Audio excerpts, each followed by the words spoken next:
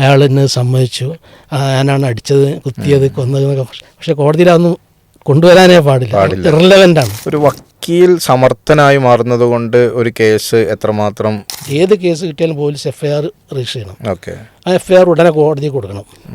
പിന്നെ കോടതിയിൽ ഇയാൾ പിന്നെ പോലീസ് ഇൻവെസ്റ്റിഗേഷൻ നടത്തും.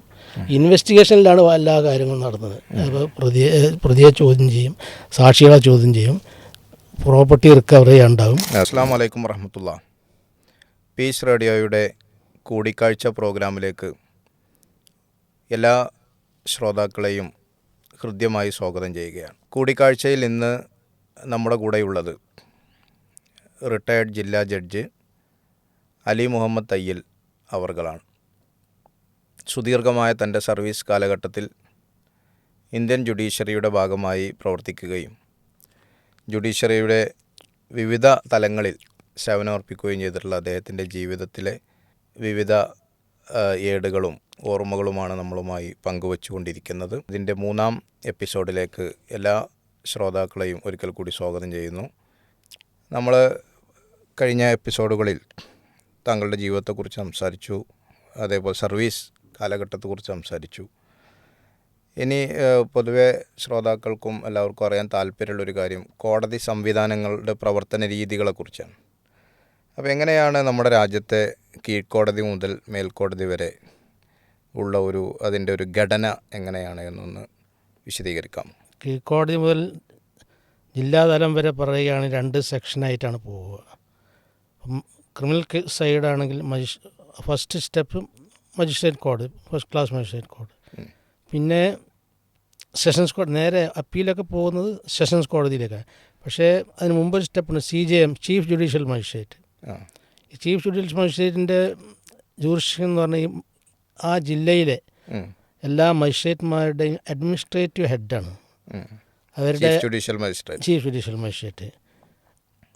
സാധാരണ അപ്പീൽ മജിസ്ട്രേറ്റ് കോടതിയിലുള്ള കേസുകളിൽ അപ്പീൽ പോകുന്നത് സെഷൻസ് കോടതിയിലേക്കും ഹൈക്കോടതിയിലേക്കുമാണ്. പക്ഷേ ഈ അഡ്മിനിസ്ട്രേറ്റീവ് മാറ്റേഴ്സാണ് പൊതുവെ CJMൻ്റെ അധികാരം. ആ CJM കോടതി, പിന്നെ സെഷൻസ് കോടതി, ഡിസ്ട്രിക്ട് ആൻഡ് സെഷൻ കോടതി മജിസ്ട്രേറ്റ് കോടതി, പിന്നെ ചീഫ് ജുഡീഷ്യൽ മജിസ്ട്രേറ്റ്, പിന്നെ സെഷൻസ് കോടതി. ഈ മജിസ്ട്രേറ്റ് കോടതി നമ്മളുടെ ഒരു റവന്യൂ അടിസ്ഥാനത്തിൽ പറയുകയാണെങ്കിൽ എവിടെയാണ് പ്രവർത്തിക്കുക? അത് പോലീസ് സ്റ്റേഷൻ്റെ പരിധിയാണ്. ഇത്ര പോലീസ് സ്റ്റേഷൻ്റെ ഒരു മജിസ്ട്രേറ്റ് കോടതിയുടെ അതിർത്തിയിൽ തീരുമാനം അങ്ങനെ ആയിരിക്കും. അല്ല മറ്റ് കൺസിഡറേഷൻ പോലീസ് സ്റ്റേഷനുകളാണ് ഏകദേശം. അത് ചിലതിൻ്റെ കീഴിൽ അധികം 5-6 ഒക്കെ ഉണ്ട്, ചിലത് 2, 3, 4 ഒക്കെ ഉള്ളതുണ്ട്. ഒരു DYSPക്ക് കീഴിൽ ആ ഒരു റാങ്ക് അങ്ങനെ പറയാം. അങ്ങനെ അത് ഇതും കൂടി ബന്ധമില്ല. പോലീസ് ഉദാഹരണം ആ പോലീസ് സ്റ്റേഷനിൽ വരുന്ന കേസുകളൊക്കെ ആ മജിസ്ട്രേറ്റ് കോടതിയിലാണ് വരിക.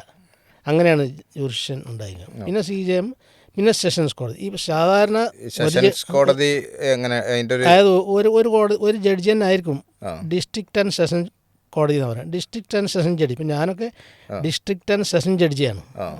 ജില്ലാ ആസ്ഥാനത്താണോ അത്തരം കോടതി കവാറും.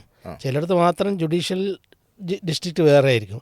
ഉദാഹരണമായിട്ട് നമ്മളത് മഞ്ചേരി, മലപ്പുറം അല്ലേ ജില്ലാ ആസ്ഥാനം റവന്യൂ, പക്ഷേ ജുഡീഷ്യൽ ജില്ലാ ആസ്ഥാനം മഞ്ചേരിയാണ്. അങ്ങനെയാണ് ഉണ്ടാകുക.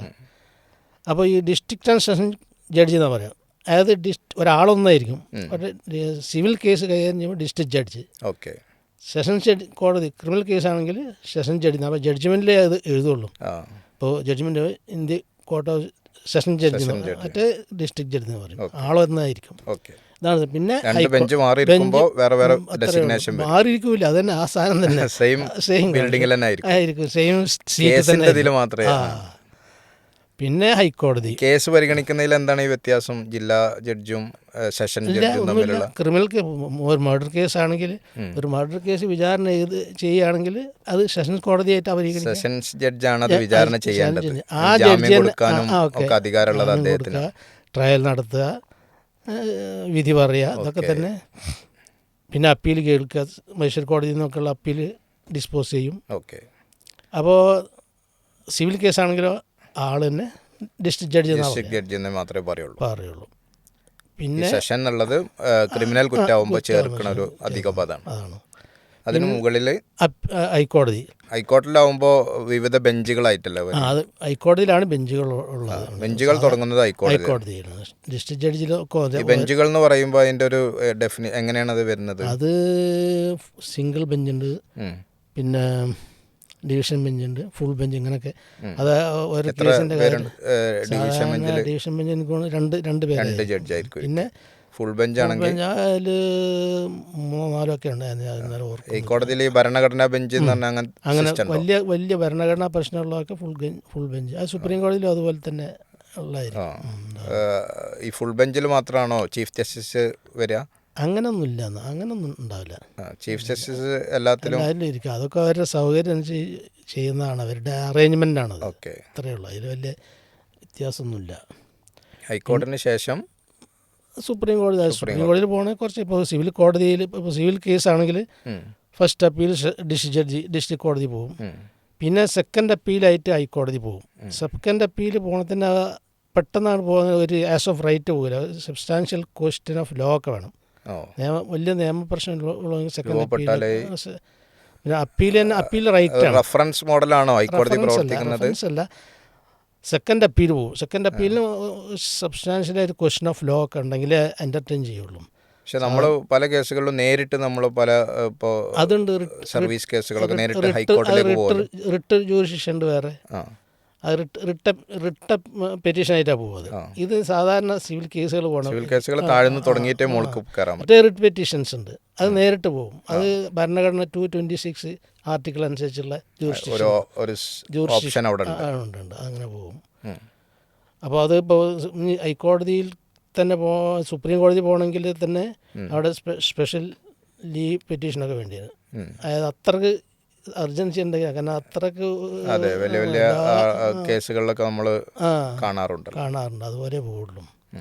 അതുപോലെ ക്രിമിനൽ സൈഡും അപ്പീൽ സെഷൻസ് കോടതി. പിന്നെ ക്രിമിനൽ കേസുകളിലാണ് ഇപ്പോൾ മർഡർ കേസൊക്കെ ആണെങ്കിൽ സെഷൻസ് കോടതി മർഡർ കേസ് ഒരാളെ ക്യാപിറ്റൽ പണിഷ്മെൻറ്റ് കൊടുത്താൽ അത് ഹൈക്കോടതി കൺഫേം ചെയ്യണം. അത് അപ്പീലായിട്ടല്ല, അപ്പീൽ വേറെ ഈ പ്രതിക്ക് പോകാം.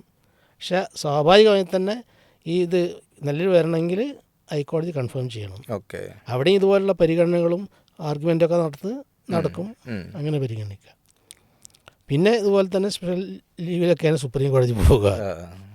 അതാണ്. പിന്നെ അപ്പീലിന് ഇപ്പോൾ ശേഷം പിന്നെ റിവിഷൻ ഉണ്ട്, റിവിഷണൽ ജൂറിസ്ഡിക്ഷൻ ഉണ്ട്. അപ്പോൾ ഹൈക്കോടതിക്കും ഡിസ്ട്രിക്ട് കോടതിക്കൊക്കെ ഉണ്ട്.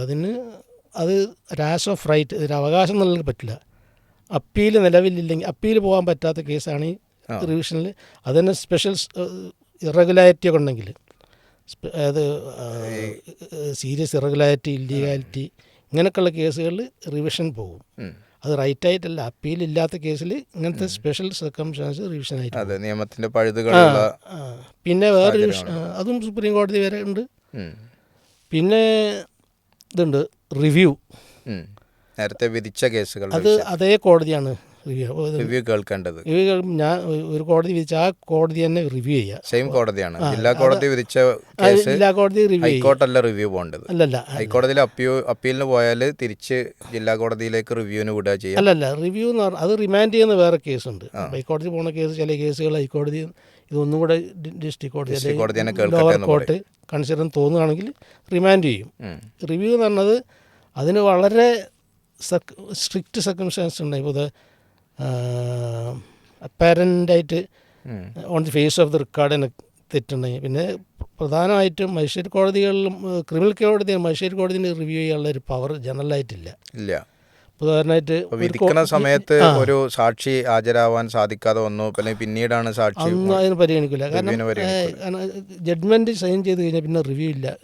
പക്ഷേ പിന്നെ വളരെ റെയർ കേസ്, പിന്നെ അരിത്തമെറ്റിക്കൽ മിസ്റ്റേക്ക്, വളരെ ഇങ്ങനെയുള്ള ചില വളരെ അപ്പാരൻ്റ് ആയിട്ടുള്ള ഒരു കറക്റ്റീവ് വേണ്ടിയിട്ട് അത്രേ പറ്റുള്ളൂ.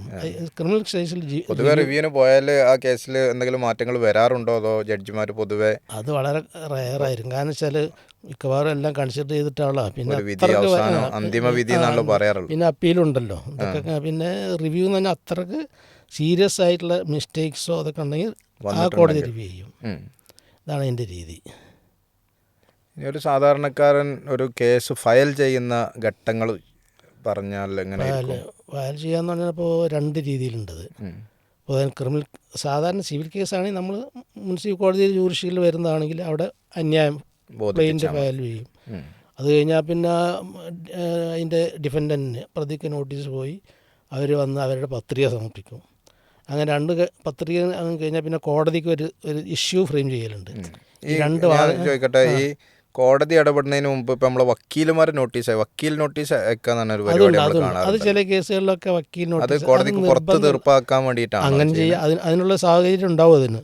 പക്ഷെ അത് നിർബന്ധമല്ല പല ഒക്കെ. അതൊരു മുൻകൂട്ടി അത് ഇപ്പോൾ ഞാൻ കേസ് കൊടുക്കുമ്പോൾ എനിക്ക് തന്നെ തോന്നണം കേസിന് പോകുന്നതിന് മുമ്പ് ഒരു വിവരം കൊടുത്തിട്ട് ഒരു സെറ്റിൽമെൻറ്റ് ഉണ്ടാകാൻ അങ്ങനെ കൊടുക്കും. അങ്ങനെയാണ് വരുന്നത്, നിയമപരമായ വഴിയല്ല. ചില കേസുകൾ മാത്രമേ നോട്ടീസ് കൊടുക്കുന്നുള്ളൂ. ഇപ്പോൾ ഉദാഹരണമായിട്ട് റെന്റ് കൺട്രോൾ പെറ്റീഷനിലൊക്കെ ചില കേസുകൾ നോട്ടീസ് കൊടുക്കണം. ഇപ്പോൾ മറ്റേ വാടക ബാക്കി അങ്ങനെയൊക്കെയുള്ള കേസിൽ നമ്മൾ നോട്ടീസ് കൊടുക്കണം. അത് അവർക്ക് ചാൻസ് കൊടുക്കണം അടക്കാൻ, അങ്ങനെയൊക്കെയുള്ള കേസുണ്ട്. പക്ഷെ ജനറലായിട്ട് നോട്ടീസ് ഒരു മാൻഡേറ്ററി നീഡല്ല. പക്ഷേ അത് കൊടുക്കാം. കോടതി നോട്ടീസ് അയക്കും. കോടതി അന്യായം ഫയൽ ചെയ്താൽ പ്രതിക്ക് നോട്ടീസ് അയക്കും. പ്രതി ഹാജരാകും. പ്രതിയുടെ പത്രിക വെക്കും, ഫയൽ ചെയ്യും. പത്രികയിൽ അയാൾക്ക് പറയാനുള്ളതൊക്കെ പറയും, ഈ അന്യായത്തിൽ പറഞ്ഞതിനെതിരായിട്ട്. പിന്നെ കോടതി 2 കൂടി പരിഗണിച്ചിട്ട് ഇഷ്യൂ ഫ്രെയിം ചെയ്യും. എന്തൊക്കെയാണ് ഇതിൽ തീരുമാനിക്കേണ്ട പ്രധാന കാര്യങ്ങൾ. അത് 1, 2, 3, 4 ആയിട്ട് അങ്ങനെ ഇഷ്യൂ ചെയ്യും. ചിലപ്പോൾ ആദ്യമായിട്ട് മിക്കവാറും കേസ് മെയിൻറ്റൈനബിലിറ്റിയാണ് നോക്കുക. ഒരു പ്രതി ചിലപ്പം പറയും സൂട്ട് ഇവിടെ മെയിൻറ്റൈനബിൾ അല്ല, അപ്പോൾ ആദ്യം ഇഷ്യൂ. പിന്നെ ഓരോരോ ഫാക്ച്വൽ ഇഷ്യൂസ് അത് അങ്ങനെയാണ്. പിന്നെ അത് കഴിഞ്ഞാൽ ഡിസ്ട്രിക്ട് കോടതി അങ്ങനെ പോവും. ക്രിമിനൽ കേസാണെങ്കിൽ നമ്മൾ 2 രീതിയിൽ വരും. ഉദാഹരണമായിട്ട് പോലീസ് കേസ് വരും. ഇപ്പോൾ എവിടെയെങ്കിലും ഒരു ഒഫൻസ് ആണ്. 2 തരം കേസുകളുണ്ട്, cognisable and non cognisable. Non cognisable എന്ന് പറഞ്ഞാൽ വളരെ മൈന്യൂട്ടായ ചില കേസ്. ഇപ്പോൾ ഉദാഹരണമായിട്ട് ഒരാളെ കൈകൊണ്ടടിച്ച് 323 എന്നേ പറയുള്ളൂ. ശരി, നോൺ കോഗ്നൈസബിൾ. പോലീസിന് കേസ് നേരിട്ട് എടുക്കാൻ പറ്റില്ല, ചാർജ് ചെയ്യാൻ കഴിയാത്തില്ല. അത് അതുകൊണ്ടാണ് ചില കേസുകളിൽ ഞാൻ കേട്ടിട്ടുണ്ട് ഇടിക്കട്ട കൊണ്ട് ഇടിച്ചു എന്നൊക്കെ ഈ പോലീസുകാരെ എഴുതി ചേർക്കും. അപ്പോൾ അതെന്താ കൈകൊണ്ട് അടിച്ച കേസാവില്ല, ഒന്നും കൂടി 24 വരണം. സംഗതി ഇടിക്കട്ട ആരും കണ്ടിട്ടുണ്ടാവില്ല, അടിച്ചോ. പക്ഷെ അടിച്ച ആളുടെ കേസ് ബലം കിട്ടുന്നതിന് വേണ്ടി വടി കൊണ്ട് അടിച്ചാൽ മതി. അപ്പോൾ 324 വരും. അപ്പോൾ കോഗ്നൈസബിൾ. അങ്ങനെ മിക്കവാറും കോഗ്നൈസബിൾ കേസുണ്ട്. വളരെ ചെറിയ ചില കേസ്, പിന്നെ ഡിഫമേഷൻ, ഇതൊക്കെ കംപ്ലൈനൻറ്റിന് ഫയൽ ചെയ്യണം. അപ്പോൾ കോടതിയിൽ ഫയൽ ചെയ്യണം, പോലീസ് നേരിട്ട്. അതാണ് നോൺ കോഗ്നൈസബിൾ. അപ്പോൾ കോഗ്നൈസബിൾ കേസ് മിക്കവാറും പോലീസ് ചാർജ് ചെയ്യും. പലപ്പോഴും ഈ പോക്സോ ടൈപ്പോ അല്ലെങ്കിൽ അങ്ങനത്തെ കേസുകളിലൊക്കെ വിവാഹ വാഗ്ദാനം നൽകി പീഡിപ്പിച്ചു എന്നൊക്കെ പറഞ്ഞത് ഇങ്ങനെ കേസിന്റെ ബലത്തിന് വേണ്ടിയായിരിക്കും. അത് പറയാൻ അങ്ങനെ തന്നെ ഉണ്ടാകും. അപ്പോൾ പോലീസ് കേസ് ഫയൽ ചെയ്യും കോടതിയിൽ. ആ പോലീസ് ആദ്യം FIR ഇടും. ഏത് കേസ് കിട്ടിയാലും പോലീസ് FIR രജിസ്റ്റർ ചെയ്യണം. ആ FIR ഉടനെ കോടതിയിൽ കൊടുക്കണം. പിന്നെ കോടതിയിൽ ഇയാൾ പിന്നെ പോലീസ് ഇൻവെസ്റ്റിഗേഷൻ നടത്തും. ഇൻവെസ്റ്റിഗേഷനിലാണ് എല്ലാ കാര്യങ്ങളും നടന്നത്. അപ്പോൾ പ്രതിയെ ചോദ്യം ചെയ്യും, സാക്ഷികളെ ചോദ്യം ചെയ്യും, പ്രോപ്പർട്ടി റിക്കവറി ഉണ്ടാകും, അങ്ങനെ പല കാര്യങ്ങൾ, വൂണ്ട് സർട്ടിഫിക്കറ്റ് എടുക്കാനുണ്ടാകും, മറ്റേ കെമിക്കൽ റിപ്പോർട്ട്, അങ്ങനെ പലതും ഉണ്ടാകും. എല്ലാം കഴിഞ്ഞ് അന്വേഷണം കഴിഞ്ഞതിന് ശേഷം ഫൈനൽ റിപ്പോർട്ട്. ഈ കൊലപാതകത്തിലൊക്കെ നമ്മൾ കാണുമല്ലോ, ഇപ്പോൾ ആ വീട്ടിൽ അതുപോലെ കൊണ്ടുപോയി പ്രതിയെ അങ്ങനെ നിർത്തുന്നതും ചെയ്തത് കാണിച്ചു കൊടുക്കുക, പോലീസിന് കാണിച്ചു കൊടുക്കുക, അതൊക്കെ കോടതി നടപടിൻ്റെ ഭാഗം. അങ്ങനെ കാണിച്ചു കൊടുത്താലേ കോടതി അംഗീകരിക്കുള്ളൂ. അത് മിക്കവാറും അതൊക്കെ ഈ പോലീസിൻ്റെ ഇൻവെസ്റ്റിഗേഷൻ്റെ സൗകര്യം. കോടതിയിൽ ഇത്തരം കാര്യങ്ങളൊന്നും കോടതിയിൽ റിലവൻ്റ് അല്ല. ഉദാഹരണത്തിന് ചാനൽ ചർച്ചകളിലൊക്കെ നമ്മൾ കേൾക്കും അയാൾ ഇന്ന് സമ്മതിച്ചു, ഞാനാണ് അടിച്ചത്, കുത്തിയത്, കൊന്നതെന്നൊക്കെ. പക്ഷേ കോടതിയിൽ അതൊന്നും കൊണ്ടുവരാനേ പാടില്ല, ഇറലവൻ്റാണ്. അത് കോടതിയിൽ തെളി കൊടുക്കണം. പ്രതിയല്ല, പ്രതിക്ക് കോടതിയിൽ വിചാരണ ചെയ്യൂല, സാക്ഷികൾ പറയണം. സാക്ഷി കോടതിയിൽ പറയണം ഇന്നാളും ചെയ്തു എന്നൊക്കെ. പ്രതിക്ക് ഒരു ബാധ്യതയില്ല, ചെയ്ത ഒരു ബാധ്യതയില്ല. അപ്പോൾ സാക്ഷികളെ വിസ്തരിച്ചൊന്നും കൺഫെഷൻ കോടതിയിലൊരു റെലവൻ്റ് അല്ല. പ്രതിയുടെ കൺഫെഷൻ പാടില്ല, നോക്കാൻ തന്നെ പാടില്ല. ഈ പുതിയ കാലത്ത് ഈ വീഡിയോ അടക്കമുള്ള സംഗതികളൊന്നും പറ്റില്ല. അതൊന്നും കുറ്റം സമ്മതിക്കുന്നതായിട്ടുള്ള പോലീസ് സ്റ്റേഷനിൽ പാടില്ല. ഭരണഘടന അനുസരിച്ചും ഒരു പ്രതിയെ നമുക്ക് അയാൾക്കെതിരായിട്ട് സാക്ഷിയാക്കാൻ പാടില്ല. ആർട്ടിക്കിൾ 20 പ്രകാരം nobody shall be compelled to be a witness against himself ആണോ, വലിയൊരു റൈറ്റാണത്, ഫണ്ടമെൻ്റൽ റൈറ്റാണ്.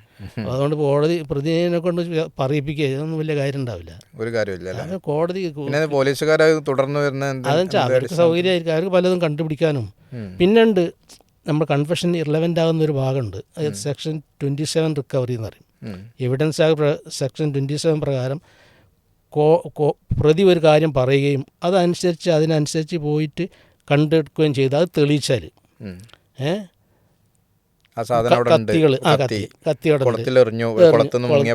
അതൊക്കെ അത് ലിമിറ്റഡ് വരെ കോടതി പരിഗണിക്കുന്ന കാര്യങ്ങൾ, അത് മാത്രം. അങ്ങനത്തെ ചില കാര്യങ്ങൾ അതാണ് അത് ലിമിറ്റഡ് പർപ്പസിന്. അതൊന്നും എല്ലാം ഇല്ല. ഞാനാണ് എറിഞ്ഞതെന്നും അവിടെ പറഞ്ഞാൽ അത് എടുക്കില്ല, സാധനം കണ്ടെടുത്തു എന്നുള്ള ഭാഗം എടുക്കും. ഇങ്ങനെയാണ് കോടതിയിൽ വരുന്ന കാര്യം. പിന്നെ പ്രൈവറ്റ് കംപ്ലയിൻറ്റ്, പോലീസ് ഫയൽ ചെയ്യാത്ത കേസുകൾ ഇപ്പോൾ നമുക്ക് നേരിട്ട് കോടതിയിൽ ഫയൽ ചെയ്യും കംപ്ലയിൻറ്റ്. അങ്ങനെ രണ്ട് രീതിയിലാണ് കോടതിയിലേക്ക് ക്രിമിനൽ കേസ് എത്തുന്നത്. പിന്നെ കോടതി വിചാരണ ചെയ്ത് സെഷൻ അപ്പീലിനെ സെഷൻ കോടതി അവിടെ നിന്ന് അങ്ങോട്ട് പോകും. നമ്മളിപ്പോൾ സാധാരണഗതിയിലുള്ള സിവിൽ കേസുകൾ ഇപ്പോൾ അതിർത്തി തർക്കം അല്ലെങ്കിൽ കുടുംബ തർക്കങ്ങൾ അങ്ങനത്തെ ഒക്കെ സാധാരണ മുൻസിഫ് കോർട്ടിലാണ് റേസ് ചെയ്യപ്പെടുന്നത്. ഏറ്റവും താഴെ കോടതിയിൽ ഫയൽ ചെയ്യണമെന്നാണ് ഏതും. അവിടുന്ന് മുകളിലോട്ട് ഇങ്ങനെ പോകും അല്ലേ. ഒരു വക്കീലിൻ്റെ സഹായത്തോടു കൂടിയാണ് ഒരാൾക്ക് ഈ കേസുകളൊക്കെ ഒരു സബ്മിറ്റ് ചെയ്യാൻ പറ്റും. അങ്ങനെ ഈ നിയമത്തിൻ്റെ ഈ സാങ്കേതികത്വമൊക്കെ ഉണ്ടല്ലോ, അത് നമ്മൾ സാധാരണക്കാർക്ക് അറിഞ്ഞോളന്നില്ല. അതിൻ്റെ ആപ്ലിക്കേഷൻ്റെ ഒരു രീതിയും കാര്യമൊക്കെ അപ്പോൾ വക്കീലിൻ്റെ ആവശ്യമുണ്ട്. അത് ഒരു വക്കീൽ സമർത്ഥനായി മാറുന്നത് കൊണ്ട് ഒരു കേസ് എത്രമാത്രം അനുകൂലമാക്കി എടുക്കാൻ സാധിക്കും, അങ്ങനെ ഒരു വിശ്വാസം ആളുകൾ. അത് ശരിയാണ്. സാമർത്ഥ്യം വളരെ വലിയ ഘടകമാണ്. പിന്നെ കാരണം ഈ സാഹചര്യങ്ങളെ നമ്മുടെ പ്രതിക്ക് അനുകൂലമായ സാഹചര്യങ്ങൾ എന്തൊക്കെയാണ്, അതെങ്ങനെയൊക്കെ കോടതിയുടെ മുമ്പിൽ കൊണ്ടുവരാമെന്നുള്ള വക്കീലിൻ്റെ കഴിവാണ്. ഉദാഹരണമായിട്ട് ഇപ്പോൾ ക്രിമിനൽ ലോൻ്റെ പ്രധാന പ്രിൻസിപ്പിൾ തന്നെ the guilt should be proved beyond reasonable doubt എന്നാണ്. റീസണബിൾ ഡൗട്ടിനപ്പുറമായിട്ട് പ്രൂവ് ചെയ്യണം, എന്നാലേ ശിക്ഷിക്കാൻ പാടുള്ളൂ. അപ്പോൾ എന്തെങ്കിലും ഡൗട്ടിൻ്റെ സാഹചര്യം ഉണ്ടെങ്കിൽ തെളിയിക്കണം. അപ്പോൾ വിദഗ്ധനായ വക്കീൽ എന്തെങ്കിലും സംശയങ്ങളുള്ള സാഹചര്യം ഉണ്ടാക്കാൻ ശ്രമിക്കും. മറുപക്ഷത്തിൽ ഒരു റീസണബിൾ ഡൗട്ടായിരിക്കണം എന്നേ ഉള്ളൂ. അപ്പോൾ ഈ പ്രതി ഈ പ്രതി ചെയ്തിരിക്കുന്നതാവാതിരിക്കാനുള്ള ചില സാഹചര്യങ്ങൾ ഉണ്ടെന്ന് തെളിഞ്ഞാൽ വേറൊരാൾ ചെയ്യാനുള്ള ഒരു സാഹചര്യം കൂടി ഇവിടെ വന്നിട്ടുണ്ട് എന്ന് വന്നാൽ ആ ബെനിഫിറ്റ് ഓഫ് ഡൗട്ട് പ്രതിക്ക് കൊടുക്കണം. പ്രതിയുടെ ഭാഗത്താണ് നിയമം കൂടുതൽ നിൽക്കുക അങ്ങനത്തെ സമയങ്ങളിൽ. പ്രതിക്ക് ഉണ്ടാക്കാം, തെളിയിക്കേണ്ട ബാധ്യത പ്രോസിക്യൂഷനാണ്. പിന്നെ പ്രതിയുടെ സ്റ്റേജിൽ പ്രതിക്ക് ഡിഫൻസ് എവിഡൻസ് കൊടുക്കുക, അതിന് അഡീഷണലായിട്ട് കൊടുക്കുക. പക്ഷേ ഇനി ഒന്നും കൊടുത്തില്ലെങ്കിലും പ്രോസിക്യൂഷൻ പ്രൂവ് ചെയ്യണം എന്നുള്ളതാണ്. പൊതുവേ കേസുകളിൽ പ്രോസിക്യൂഷൻ പരാജയപ്പെടുന്നത് കൂടുതലായിട്ട് കാണാറുണ്ട്. അങ്ങനെ അത് പ്രോസിക്യൂഷൻ്റെ ഭാഗത്തുള്ള അശ്രദ്ധകൾ കൊണ്ടാണോ, ഗവൺമെൻറ് നിയമനങ്ങളിലെ ശ്രദ്ധയില്ലായ്മയാണോ? പലതും ഉണ്ട് അതിൽ. പിന്നെ സാക്ഷികൾ സ്വാധീനിക്കപ്പെടും. നമ്മൾ ശിക്ഷിക്കപ്പെടാൻ അർഹതയുണ്ടെന്ന് വിചാരിക്കുന്ന പല കേസുകളിലും പ്രോസിക്യൂഷൻ വേണ്ടത്ര വാദിക്കുന്നതിൽ വിജയിക്കാത്തതുകൊണ്ട് സംശയത്തിന്റെ ആനുകൂല്യത്തിൽ പ്രതികളെ വിട്ടയക്കുന്ന പൊളിറ്റിക്കൽ കേസുകളും രാഷ്ട്രീയ കൊലപാതകം ഉണ്ടാക്കിയ കേസുകളൊക്കെ ഉണ്ട്. ഒക്കെ അങ്ങനെ തന്നെയാണ്. പിന്നെ കോടതിക്ക് മുന്നോട്ട് ഇറങ്ങിയിട്ട് എല്ലാം എവിഡൻസ് എടുക്കാനോ പറ്റില്ല. കോടതിയുടെ മുന്നിൽ വരുന്ന തെളിവുകൾ വെച്ചേ പറ്റുള്ളൂ അന്തിമ തീരുമാനത്തിലേക്ക്. കോടതിക്ക് ഒരു പ്രൊആക്റ്റീവായിട്ട് ചെന്നിട്ട് എവിഡൻസ് എടുക്കാൻ പറ്റും. പിന്നെ കുറേയൊക്കെ കോടതിയുടെ കഴിവനുസരിച്ച് കുറേയൊക്കെ ഇലിസിറ്റ്, ഇപ്പോൾ സാക്ഷികളിൽ നിന്ന് തന്നെ കോടതി ചോദ്യം ചോദിക്കാം സാക്ഷിയോട്. കോടതി ഇത് പ്രതി ഇവിടെ സ്വാധീനിക്കപ്പെട്ടിട്ടുണ്ട്, അല്ല കളവ് പറയുന്നത് കോടതിക്ക് തോന്നുന്നതാണ്, കോടതിക്ക് തന്നെ പല ചോദ്യങ്ങളും ചോദിച്ച് എവിഡൻസ് കൊണ്ട്. ഈ പ്രമാദമായ കേസുകളൊക്കെ ഉണ്ടാവുമ്പോൾ ആ കാലഘട്ടത്തിൽ ജഡ്ജിമാരായിരിക്കുന്ന ആളുകൾ ഈ നേരത്തെ പറഞ്ഞ പോലെ ടി വി ചർച്ചകളും ഇതൊക്കെ സ്വാഭാവികമായിട്ടും അവർ ശ്രദ്ധിക്കുന്നുണ്ടാവും. കുറേ സ്വാധീനിക്കും, സ്വാധീനങ്ങൾ ഉണ്ടാവുമല്ലോ. തീർച്ചയായിട്ടും ഉണ്ടാവും. കുടുംബാംഗങ്ങൾ തന്നെ ഇപ്പോൾ നമ്മൾ വീട്ടിൽ തന്നെ ഭക്ഷണം കഴിക്കുമ്പോൾ ടേബിളിൽ നമ്മൾ തന്നെ അഭിപ്രായങ്ങൾ, സ്ത്രീകളോ അല്ലെങ്കിൽ സോഷ്യൽ മീഡിയയിൽ കാണുന്ന മക്കളൊക്കെ അഭിപ്രായം പറയും, നിങ്ങൾ പിന്നെ ആ കേസിൽ നിങ്ങളാണല്ലോ നിങ്ങളെ മുമ്പിലാണല്ലോ കേസുള്ളത്. സ്വാഭാവികമായിട്ടും സ്വാധീനം തീർച്ചയായിട്ടും ഉണ്ടാവും, ഇല്ല എന്ന് പറഞ്ഞിട്ട് കാര്യമില്ല. സ്വാധീനിക്കപ്പെടരുത് എന്നാണ് പണ്ട് കേട്ടിട്ടുണ്ട്. ബ്രിട്ടീഷ് കാലഘട്ടത്തിൽ ജഡ്ജസ് ഒന്നും പത്രം വായിക്കുക പോലും ചെയ്യില്ല എന്ന്, അങ്ങനെ കേട്ടിട്ടുണ്ട്. ശരി, അത്രക്കും നിഷ്പക്ഷമാകാൻ വേണ്ടിയിട്ട് ക്ലാസ്സുകളിൽ അങ്ങനെ പറയില്ല. ഇന്ന് അതൊന്നും അല്ലല്ലോ. കാരണം ടി വി ചർച്ചകളിലെല്ലാം ഈ എവിഡൻസ് ആണെടുത്ത് ചർച്ച ചെയ്യുന്നത്. അതെ അതെ അതെ. ഓരോ നിരീക്ഷകന്മാർ പിന്നെ അവരുടെ പ്രതിയെ നിരീക്ഷണം കൊണ്ടുവന്ന് എന്ന് പ്രതി പറഞ്ഞിട്ട്. ചൂണ്ടിക്കാണിക്കുന്നതൊക്കെ കോടതി ജഡ്ജും കാണുമല്ലോ. അതെ അതെ അതെ അതെ. പക്ഷേ അതൊന്നും ശരിക്കും നിയമപരമായിട്ട് ശാസ്ത്രീയമായിട്ട് എവിഡൻസ് ആയിട്ട് കോടതി എടുക്കാൻ പാടില്ലെങ്കിലും മനസ്സിനെ കുറേ സ്വാധീനിക്കുമല്ലോ. തീർച്ചയായും അങ്ങനെ ആ ഒരു ഇഫക്റ്റ് ഉണ്ട്. ഇന്നത്തെ കാലത്ത് അഭിഭാഷകന്മാരുടെയും ജഡ്ജിമാരുടെയും ഒരു പങ്കിനെ കുറിച്ച് പറയുകയാണെങ്കിൽ നമ്മളുടെ ഒരു ജനാധിപത്യ സംവിധാനങ്ങളൊക്കെ കുറച്ച് ഒരു വെല്ലുവിളിയൊക്കെ നേരിട്ടുകൊണ്ടിരിക്കുന്ന കാലഘട്ടത്തിൽ ജുഡീഷ്യറിക്ക്, ഇന്ത്യൻ ജുഡീഷ്യറി എന്തൊക്കെ പറഞ്ഞാലും അതിൻ്റെ ഒരു പാരമ്പര്യവും ഒരു മഹിമയും ഉയർത്തിപ്പിടിച്ച് തന്നെയാണ് നിൽക്കുന്നത്. ഇപ്പോൾ നമ്മളെ കൂടെ സ്വാതന്ത്ര്യം നേടിയ പാകിസ്ഥാൻ്റെ ജുഡീഷ്യറി സംവിധാനത്തൊക്കെ നോക്കുകയാണെങ്കിൽ ഇന്ത്യൻ ജുഡീഷ്യറിക്കൊന്നും ഒരു വീഴ്ച വലിയ അർത്ഥത്തിൽ വന്നിട്ടില്ല. നമുക്ക് ഇന്ത്യൻ്റെ പാരമ്പര്യ ശക്തിയാണ്. ഒറ്റപ്പെട്ട ജഡ്ജിമാർ ചില വീക്ക്നെസ്സുകളൊക്കെ പുറത്തേക്ക് വന്നിട്ടുണ്ട്, അല്ലെങ്കിൽ രാഷ്ട്രീയ സ്വാധീനത്തിൽ പെട്ടു എന്നുള്ളതിൻ്റെ ചില തെളിവുകളൊക്കെ ആളുകൾ പറഞ്ഞിട്ടുണ്ടെങ്കിലും ഇന്നും സുപ്രീം കോടതി വളരെ മനോഹരമായി പൊളിറ്റിക്കൽ വിഷയങ്ങളൊക്കെ കൈകാര്യം ചെയ്ത് പോന്നിട്ടുണ്ട്. അപ്പോൾ അതിൽ താങ്കളുടെ ഒരു അഭിപ്രായം അങ്ങനെ തന്നെയാണല്ലോ? അങ്ങനെ തന്നെയാണ്. കാരണം പിന്നെ എന്നാലും ജുഡീഷ്യറി അതിൻ്റെ ഒരു വിശ്വസ്തതയുടെ ഒരു പരമാവധി കാത്തു സൂക്ഷിച്ചിട്ടുണ്ട്. അത് ഇന്ത്യൻ്റെ പാരമ്പര്യത്തിൻ്റെ ഒരു ഭാഗമായതുകൊണ്ടാണ്. നമ്മുടെ പൂർവികർ അത്ര വലിയ നേതാക്കളായിരുന്നു. അങ്ങനെ നമ്മളെ ജുഡീഷ്യൽ സിസ്റ്റം അതുപോലെയാണ് അവർ കൊണ്ടുവന്നിട്ടുള്ളത്. അതെ. അതുകൊണ്ട് നമുക്ക് ഇപ്പോൾ ഒരാൾ എത്ര തന്നെ കറപ്റ്റ് ആണെങ്കിൽ തന്നെ അതിൻ്റെ പരിധി ഉണ്ടാകും ആ കറപ്ഷൻ ചെയ്യാൻ. സിസ്റ്റം വളരെ ശക്തമാണ്. അപ്പോൾ സിസ്റ്റം ചലിപ്പിക്കുന്നത് മനുഷ്യരാണെങ്കിലും ആ സിസ്റ്റത്തിൻ്റെ സ്വാധീനത്തിന് പുറത്തു കിടക്കാൻ കുറച്ച് വിഷമമുണ്ടാവും. അതുകൊണ്ട് കുറച്ച് കറപ്റ്റീവ് മനസ്സാണെങ്കിൽ തന്നെ പുറത്തു പോകാൻ കഴിയാത്ത അത്ര സേഫ് ഗാർഡ്സ് ഈ സിസ്റ്റത്തിലുണ്ട്. അങ്ങനെ ഒരു ഗുണമുണ്ട്. എന്നാലും ഇപ്പം അടുത്ത കാലത്ത് രഞ്ജൻ ഗൊഗോയ് ഒക്കെ സുപ്രീം കോടതി ചീഫ് സ്വാധീനങ്ങൾ അതൊക്കെ വലിയൊരു സമ്മർദ്ദമാണ്. റിട്ടയർഡ് ചെയ്യുക, തൊട്ടടുത്ത സമയത്ത് തന്നെ ഒരു രാഷ്ട്രീയ പദവി സ്വീകരിക്കുക എന്നുള്ളത് ഈ കാലഘട്ടത്തിൽ കണ്ടുവരുന്നൊരു പ്രവണതയാണ്. അത് വലിയൊരു സ്വാധീനം. കാരണം പലർക്കും മോഹങ്ങൾ ഉണ്ടാവില്ല. അതെ, തീർച്ചയായും. പിന്നെ വലിയ വലിയ മോഹങ്ങളെ ഒരിക്കലും അടിച്ചമർത്താൻ കഴിയും. അത് മനുഷ്യനെ കുറേ സ്വാധീനിക്കുന്നു. നമ്മളെ ജുഡീഷ്യറിക്കും വലിയൊരു നഷ്ടമാണ്, അപകടമാണ് നമ്മളെ ഇന്ത്യൻ ജുഡീഷ്യറി. അതേ സമയത്ത് ജസ്റ്റിസ് ലോയെ പോലുള്ള വളരെ ജീവൻ തന്നെ മുമ്പത്തെ അടിയന്തരാവസ്ഥ കാലത്തൊക്കെ ഉണ്ടായ നീതിപൂർവകമായ വിധി പറഞ്ഞതിന്റെ പേരിൽ സംശയിക്കപ്പെടുന്ന രീതിയിൽ മരണപ്പെടുന്ന സാഹചര്യമുള്ള രീതിയിൽ മരണപ്പെടുന്നവരുണ്ട്. ജസ്റ്റിസ് ഖന്ന സ്വയം രാജിവെച്ചു അന്ന് അടിയന്തരാവസ്ഥ കാലഘട്ടത്തിലുണ്ടായിരുന്ന ജഡ്ജി. കാരണം അദ്ദേഹം അടിയന്തരാവസ്ഥയിൽ ഇത് സ്വാതന്ത്ര്യത്തിന് വേണ്ടി, അത് article 21 life and personal liberty അത് ഉയർത്തിപ്പിടിച്ചു ജഡ്ജി. പക്ഷേ അടിയന്തരാവസ്ഥ വന്നാൽ മനുഷ്യന് ആർട്ടിക്കിൾ 21 പ്രകാരമുള്ള അവകാശം പോലും ഇല്ല എന്നാണ് അന്ന് ഇന്ത്യൻ സുപ്രീം കോടതിയിൽ അറ്റോർണി ജനറൽ വാദിച്ചത്. ആർട്ടിക്കിൾ 21 എന്ന് പറഞ്ഞാൽ ഏറ്റവും വലിയൊരു അവകാശമാണ് നമ്മുടെ ഫണ്ടമെൻ്റൽ റൈറ്റ്. അതായത് everybody is having right to life and personal liberty, fundamental right. അപ്പോൾ അടിയന്തരാവസ്ഥ വന്നാൽ അതുപോലും ആ ഫണ്ടമെൻ്റൽ ഇല്ലെന്നാണ് അന്നത്തെ നിരണ്ടെ വാദിച്ചത്. പക്ഷെ അതിനെതിരായിട്ട് വന്ന് ജഡ്ജസ് അനുകൂലിച്ച് ജസ്റ്റിസ് ഖന്ന അതിനെതിരായി വിധി പറഞ്ഞു. അപ്പോൾ അദ്ദേഹത്തെ മറികടന്നു, സൂപ്പർസീഡ് ചെയ്തിട്ട് മറ്റുള്ളവർക്ക് പ്രൊമോഷൻ കൊടുത്തു. അതുകൊണ്ട് അദ്ദേഹം രാജിവെച്ചു. ഈ രാജ്യം അങ്ങനത്തെ ഇതിലൂടെയും കടന്നു പോയിട്ടുണ്ട്. ഇന്നത്തെ കാലത്തുള്ള തലമുറ 70കളിൽ നടന്ന കാര്യങ്ങൾ അറിയാതെ പോകുന്നു. ജസ്റ്റിസ് ഖന്ന പോലത്തെ അന്ന് അമേരിക്കയിലെ ന്യൂയോർക്ക് ടൈംസ് ഏതോ ഒന്ന് എഴുതി, ജസ്റ്റിസ് ഖന്നയുടെ ഓരോ പ്രതിമ ഇന്ത്യയുടെ ഓരോ സിറ്റിയിലും വേണം എന്നുള്ളത് അത്രക്ക് ലോകം നിയമത്തിൽ തന്നെയാണ്, നിയമകൂടത്തിൽ തന്നെയാണ് എപ്പോഴും, ജുഡീഷ്യറിയിൽ തന്നെയാണ് ഇന്ത്യൻ പൗരന്മാർക്ക് എല്ലാ നിലക്കും വിശ്വാസമുള്ളത്. ഇപ്പോൾ നമ്മൾ ഈ ബുൾഡോസർ രാജിൻ്റെ കാര്യങ്ങൾ പറയുകയാണെങ്കിലും ഏറ്റവും കൂടുതൽ ന്യൂനപക്ഷ സമുദായത്തിൽപ്പെട്ട ആളുകളാണ് ഉത്തരേന്ത്യയിൽ അത് അനുഭവിക്കുന്നത്. പക്ഷെ അവിടെയും നമ്മൾ അവസാനം സുപ്രീം കോടതിയിൽ നിന്ന് അതിനെതിരെ ഒരു വലിയ ഒരു പരാമർശം ഉണ്ടാകുമ്പോൾ നമുക്ക് ആശ്വാസം തോന്നുന്നു. നമ്മുടെ രാജ്യം സംരക്ഷിക്കപ്പെടുന്ന ഒരു തല ഇവിടെ ഉണ്ട്. അതായത് ഈ പവേഴ്സ് ദാറ്റ് ബി അതിന് മുന്നിൽ മുട്ടുമടക്കാതിരിക്കുക എന്നത് വലിയൊരു ക്വാളിറ്റിയാണ്. അങ്ങനത്തെ ജഡ്ജസ് ഉണ്ട് ഇപ്പോഴും കുറേ നിലനിൽക്കുന്നുണ്ട് എന്നുള്ളതാണ്. അപ്പോൾ സമാധാനം. അതെ.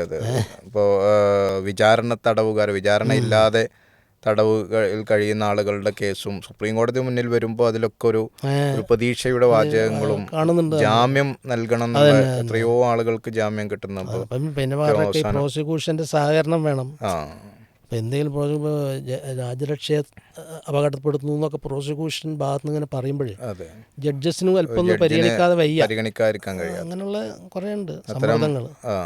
അതുകൊണ്ടാണ് സാങ്കേതികത്വത്തിൽ പലതും നീട്ടിക്കൊണ്ടുപോകുന്നതാണ്.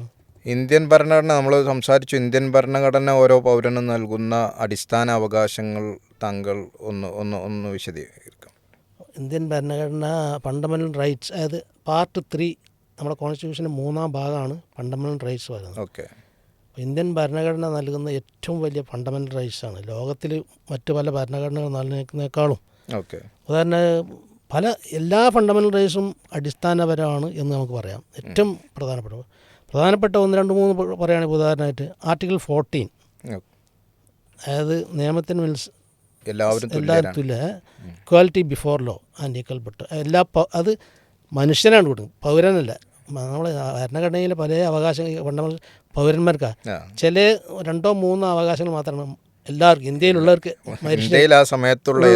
ഏത് മനുഷ്യനും. അത് ആർട്ടിക്കിൾ 14 അങ്ങനത്തെ ഒന്നാണ്. Equality before law and equal protection. No person, no citizen, no person shall be denied equality before law and equal protection of laws. അതാണ് ആർട്ടിക്കിൾ 14 ഏറ്റവും വലിയൊരു.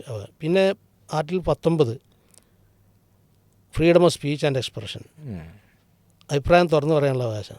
പിന്നെ ട്രാവൽ, ഇന്ത്യയിലെ ഏത് ഭാഗത്തും ട്രാവൽ, അവകാശം. Forming associations, unions, residing in anywhere of the within the territory of India, settle ചെയ്യുക. പക്ഷെ ഇതിനൊക്കെ കുറച്ച് റീസണബിൾ റെസ്ട്രിക്ഷൻസ് പറയുന്നുണ്ട്. ഇപ്പോൾ ഇന്ത്യയുടെ സെക്യൂരിറ്റി, മറ്റേ പബ്ലിക് ഓർഡർ എന്നൊക്കെ പറഞ്ഞിട്ട് അതിനൊക്കെ വിധേയമായിട്ടേ പറ്റുള്ളൂ. ആ കാര്യങ്ങളിലൊക്കെ റീസണബിൾ റെസ്ട്രിക്ഷൻസ് ഗവൺമെൻറ് കൊണ്ടുവരാം. പിന്നെ article 25 religious freedom. Every person, അതും പേഴ്സണാണെന്ന് എൻ്റെ ഓർമ്മ, person shall have the freedom of conscience and right to free profess, practise and propagate religion. നമുക്ക് മതം വിശ്വസിക്കാനും അത് പ്രാക്ടീസ് ചെയ്യാനും അത് പ്രചരിപ്പിക്കാനുള്ള ഫണ്ടമെൻ്റൽ റൈറ്റ്. അതിന് കുറച്ച് കണ്ടീഷൻസൊക്കെ ഉണ്ട്, ഇതിൽ റെസ്ട്രിക്ഷൻസ് വേണ്ടത്. അത് പബ്ലിക് ഓർഡർ, ഹെൽത്ത്, മൊറാലിറ്റി ഇങ്ങനെയൊക്കെ വെച്ചിട്ട് എങ്കിലും അടിസ്ഥാന റൈറ്റ് നമ്മൾ കൊടുക്കുന്നത്. തീർച്ചയായും. അതുപോലെ 29 ഏതൊരു കൾച്ചർ നമ്മൾക്ക് പ്രൊട്ടക്ട് ചെയ്യാനുള്ള അവകാശം. അങ്ങനെ 4-5 റൈറ്റുകളുണ്ട്. തീർച്ചയായും. പക്ഷേ ഇപ്പോഴത്തെ പേടി എന്ന് പറഞ്ഞാൽ പണ്ട് നമ്മളെ ഭരണഘടന പറയുന്നത് ഇതൊന്നും മാറ്റരുതെന്നാണ്. പക്ഷേ പിന്നെ കോടതി വിധികൾ പ്രകാരം ഭേദഗതികൾ ഫണ്ടമെൻ്റൽ റൈറ്റ് എടുത്തു മാറ്റാമെന്ന്. പക്ഷേ അവസാനത്തെ വിധി 1973 കേശവാനന്ദ ഭാരതി വിധിയിൽ പറഞ്ഞു ഫണ്ടമെൻ്റൽ റൈറ്റ്സ് എന്തും ചെയ്യാം, കോടതി അല്ല ഗവൺമെൻറ് എടുത്തു കളയാം, മാറ്റാം. പക്ഷേ അതിലൊരു കാര്യം പറഞ്ഞു, അടിസ്ഥാന ഘടകം, ബേസിക് ഫീച്ചർ മാറ്റാൻ പാടില്ല. അതാണ് ഇപ്പം നിൽക്കുന്നത്. അത് മാറുമില്ലെന്ന് അറിയില്ല, പക്ഷെ അത് മാറാതിരിക്കട്ടെ എന്നാണ് പ്രാർത്ഥിക്കേണ്ടത്. കാരണം അതുപോലും മാറിയാൽ പിന്നെ നമ്മളെ ഭരണഘടനയില്ല, തീർച്ചയായും ഒന്നുമില്ല. അതേ സമയത്ത് പുതിയ ഡീലിമിറ്റേഷൻ ബില്ലുമായി ബന്ധപ്പെട്ടും വനിതാ സംവരണവുമായി ബന്ധപ്പെട്ട് 3/2 ഭൂരിപക്ഷം കിട്ടേണ്ട ഒരു സാഹചര്യം BJP വളരെ പെട്ടെന്ന് തട്ടിക്കൂട്ടി കൊണ്ടുവന്ന ബില്ല് നമ്മളൊരു 12 വർഷത്തെ മോഡി ഗവൺമെൻറ്റിൻ്റെ ഒരു ചരിത്രത്തിനിടയിൽ ആദ്യമായിട്ടാണ് അത് ഡിഫീറ്റ് ചെയ്യപ്പെടുന്നത്, പരാജയപ്പെടുന്നത്. അപ്പം അങ്ങനെ ഒരു പോസിറ്റീവായ വശം നിയമത്തോടും നീതിയോടും ജനാധിപത്യത്തോടും പ്രതിബദ്ധതയുള്ള ആൾക്കാർ പ്രതിപക്ഷ അല്ല ഭരണപക്ഷത്ത് പോലും ഉണ്ട് എന്നത് നമ്മുടെ ഒരു കൾച്ചറാണത്, ഇന്ത്യയുടെ ഒരു അഭിമാനമാണത്. കാരണം ഭരണഘടന സ്വേച്ഛാധിപത്യത്തിന് ഈ മണ്ണിൽ അധികം കാലം നിലനിൽക്കാൻ കഴിയില്ല എന്നുള്ളൊരു സന്ദേശമാണ്. വലിയൊരു ആശാവഹമായ സന്ദേശമായിട്ട് നമ്മൾ കാണേണ്ട കാര്യം. ഇപ്പം ഈ പഠനവുമായി ബന്ധപ്പെട്ട് LLB രംഗത്തേക്ക് പുതിയ കുട്ടികൾ, ഇപ്പോൾ നമ്മൾ മതപരമായി പഠിച്ചപ്പോൾ എൻ്റെ കോളേജ്, ഞാൻ അറബി കോളേജിൽ അധ്യാപകനാണ്. എൻ്റെ കോളേജിൽ അറബി ഡിഗ്രി പൂർത്തിയാക്കിയ ഒരു കുട്ടി കഴിഞ്ഞ വർഷം എൻട്രൻസ് എഴുതി LLBക്ക് ചേർന്നു. അപ്പോൾ അവളെ ഒരു പെൺകുട്ടിയാണ്. അപ്പോൾ അവളെ താല്പര്യം എന്താ വെച്ചാൽ ഇൻഹെറിറ്റൻസ് ലോ അടക്കമുള്ള ഇസ്ലാമിക് ലോയിൽ കുറച്ചുകൂടി ഒരു വിദ്യാഭ്യാസം നേടി ആ രംഗത്ത് പ്രവർത്തിക്കണം എന്നുള്ളതാണ്. അങ്ങനെയുള്ള ആളുകൾക്ക് ഇപ്പോൾ നമ്മൾ കണ്ടിട്ടുണ്ട്, ഒരു ബെഞ്ച് രൂപീകരിക്കുമ്പോൾ ഒരു മുസ്ലിം ഇഷ്യൂ ആണെങ്കിൽ ഒരു മുസ്ലിം ജഡ്ജ് ആ ബെഞ്ചിൽ ഉണ്ടായിരിക്കണം എന്നുള്ളത്. അങ്ങനെ പിന്നെ നമ്മളെ രാജ്യത്തിൻ്റെ ഒരു അവസ്ഥ തന്നെ ന്യൂനപക്ഷങ്ങൾ ഏറ്റവും അരക്ഷിതാവസ്ഥ നേരിടുന്ന ഒരു കാലഘട്ടത്തിൽ മുസ്ലിം ഇഷ്യൂ അല്ലെങ്കിൽ ന്യൂനപക്ഷ ഇഷ്യൂകളൊക്കെ റേസ് ചെയ്യപ്പെടുമ്പോൾ ഇത്തരം നമ്മൾ അല്ലെങ്കിൽ ന്യൂനപക്ഷ വിഭാഗങ്ങളിൽ നിന്നുള്ള ആളുകൾ കൂടുതലായി നിയമരംഗത്തേക്ക് വരേണ്ടതില്ലേ? ഈ രംഗത്ത് ഉള്ളത് നമുക്ക് ഈ ജനാധിപത്യ സംവിധാനത്തെ ശക്തിപ്പെടുത്തി മുന്നോട്ട് പോകാൻ സാധിക്കില്ല. എപ്പോഴും ഏതെങ്കിലും ഒരു വിഭാഗം താഴ്ന്നു കിടന്ന് അവിടെ ജനാധിപത്യം പരാജയപ്പെടുകയാണ് ചെയ്യുന്നത്. കാരണം ജനാധിപത്യം എന്ന് പറഞ്ഞാൽ ഭൂരിപക്ഷ തീരുമാനമല്ല, ശരിക്ക് നീതിപൂർവകമായ ഭൂരിപക്ഷ തീരുമാനമാണ്. അത് നമ്മുടെ അംബേദ്കർ തന്നെ പറഞ്ഞിട്ടുണ്ട്, ജനാധിപത്യം എന്നത് ഭൂരിപക്ഷ തീരുമാനമല്ല, സാഹോദര്യത്തിൻ്റെ മറ്റൊരു പേരാണ് ജനാധിപത്യം. അതാണത്. ഭരണഘടനാ ശില്പിയുടെ അഭിപ്രായം അതാണ്. അപ്പോൾ പിന്നെ അതാണ് ജനാധിപത്യം. ആ ജനാധിപത്യം പൂർണ്ണമാണെങ്കിൽ ഏത് വിഭാഗങ്ങളും മുന്നോട്ട് വരേണ്ടത്, പിന്നിൽ കിടക്കുന്ന വിഭാഗങ്ങളൊക്കെ മുന്നിൽ വന്നെങ്കിൽ ജനാധിപത്യം അർത്ഥവത്താവുള്ളൂ. അപ്പോൾ ശരിക്കും ഒരു ദീനിയായ അല്ലെങ്കിൽ ഒരു മതപരമായ വിഷയത്തിൽ കുറച്ച് വിൽപ്പത്തിയുള്ള ആളുകൾ കൂടി ഇത്തരം ലോ രംഗത്തേക്ക് കൂടി വന്നാൽ, ഇപ്പോൾ നമ്മളെ ജാമിയ ഹിന്ദ് പോലെയുള്ള സ്ഥാപനങ്ങളൊക്കെ പഠിച്ചു കഴിഞ്ഞ കുട്ടികൾ പിന്നീടൊരു അധിക പഠനം എന്നുള്ളവർക്ക് ഒരു ലോ രംഗത്തേക്ക് വന്നാൽ അത്തരം ആളുകൾക്ക് ഈ ഇസ്ലാമിക് ലോയുടെ സാധ്യതകൾ കൂടി ഉപയോഗപ്പെടുത്തി ഈ രംഗത്ത് കുറച്ചുകൂടി ഉയർന്ന ഒരു പ്രൊഫഷൻ കണ്ടെത്താൻ കഴിയും. തീർച്ചയായിട്ടും പറയും, വേണ്ടതാണ്, കഴിയുകയും ചെയ്യും. കാരണം നിയമ രംഗത്തേക്ക് നമ്മൾ കുട്ടികളെല്ലാം വരേണ്ടതുണ്ട്. പല അവഗണിക്കപ്പെടുന്ന അല്ലെങ്കിൽ നിഷേധിക്കപ്പെടുന്ന അവകാശങ്ങളും നേടിയെടുക്കണം. ആ അവകാശങ്ങൾ എന്താണ് എന്നും അതെങ്ങനെ നേടിയെടുക്കുക എന്നുള്ള ബോധം വേണം. അതിന് ഇങ്ങനെ കുട്ടികൾ വന്നെങ്കിലേ പറ്റുള്ളൂ. തീർച്ചയായും ഈ രംഗത്ത് ശരിക്ക് നമ്മുടെ ഈ മതസംഘടനകളൊക്കെ കൂടുതൽ ഊന്നിയിട്ട് കുട്ടികളെ കൊണ്ട് ഈ നിയമരംഗത്തേക്ക് വരുത്താനുള്ള ശ്രമം നടത്താം. അത് വളരെ അത്യാവശ്യമാണ് എന്നാണ് എനിക്ക് തോന്നിയിട്ടുള്ളത്. അപ്പോൾ ഏതായിരുന്നാലും സന്തോഷം. ദീർഘമായ കുറേ സമയം റിട്ടയർഡ് ജഡ്ജി അലി മുഹമ്മദ് സാറുമായി സംസാരിക്കാൻ കഴിഞ്ഞതിലുള്ള സന്തോഷം പീസ് റേഡിയോയുടെ ശ്രോതാക്കളുമായി പങ്കുവെക്കുകയാണ്. അദ്ദേഹത്തിൻ്റെ ജീവിതം, സർവീസ് കാലഘട്ടം, കോടതികളുടെ ഒരു ഘടന, സാമൂഹ്യ രംഗത്ത് നീതിപൂർവകമായൊരു ചലനം മുന്നോട്ട് കൊണ്ടുപോകുന്നതിന് നിയമരംഗത്ത് കൂടുതൽ ആളുകൾ കടന്നു വരേണ്ടുന്ന ഒരു സാഹചര്യമൊക്കെയാണ് നമ്മൾ സംസാരിച്ചത്. ഏതായാലും ഇത്രയും സമയം പീസ് റേഡിയോയുടെ കൂടെ ചെലവഴിച്ച റിട്ടയർഡ് ജഡ്ജി അലി മുഹമ്മദ് തയ്യൽ സാറിന് എല്ലാ നന്ദിയും രേഖപ്പെടുത്തുകയാണ്. കൂടെ ശ്രോതാക്കൾക്കും നന്ദി രേഖപ്പെടുത്തുന്നു. ഈ എപ്പിസോഡ് ഇവിടെ അവസാനിക്കുന്നു. അസ്സലാമു അലൈക്കും വറഹ്മത്തുള്ളാഹി.